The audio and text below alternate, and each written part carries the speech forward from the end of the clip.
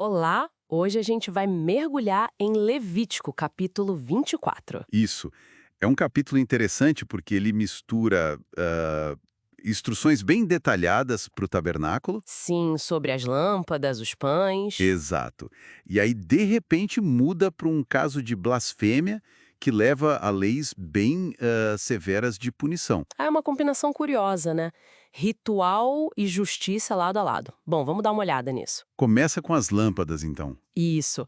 A instrução era usar azeite puro de oliva para manter as lâmpadas do candelabro acesas continuamente, lá na tenda do encontro. E era tarefa de Arão cuidar disso, né? Manter o fogo aceso dia e noite. Exatamente essa ideia do contínuo, que não pode apagar, é bem forte aqui. Com certeza. Muitos veem essa luz constante como, tipo, um símbolo da presença de Deus que nunca falha.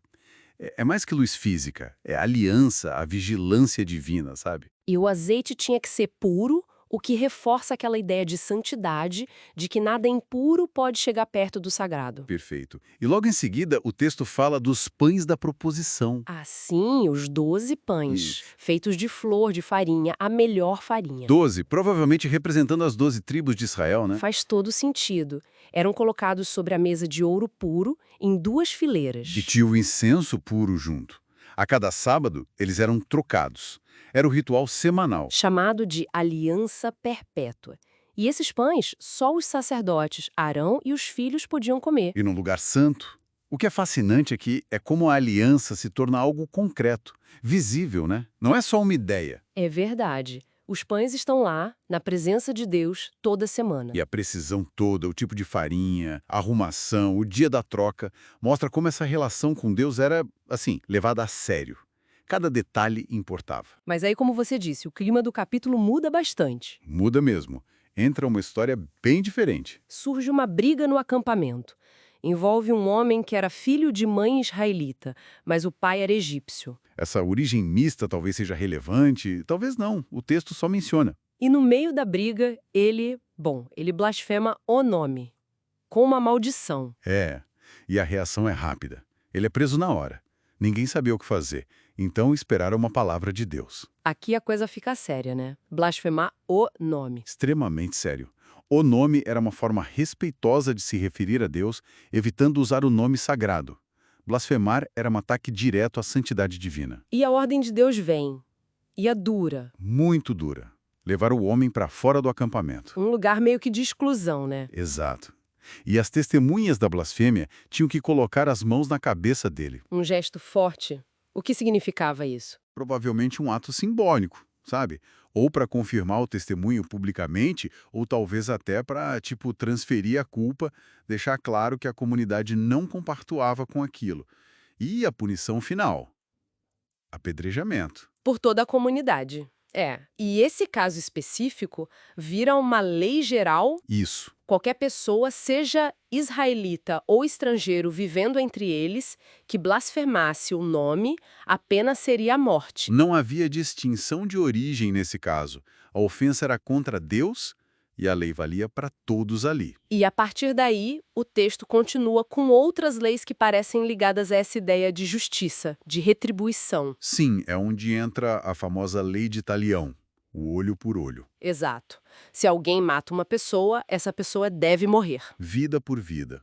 Mas se mata um animal de outra pessoa? Aí a coisa muda. Tem que restituir, pagar pelo animal. É vida por vida, mas no sentido de compensação. Isso. E para dano físico? Aí vem o fratura por fratura, olho por olho, dente por dente.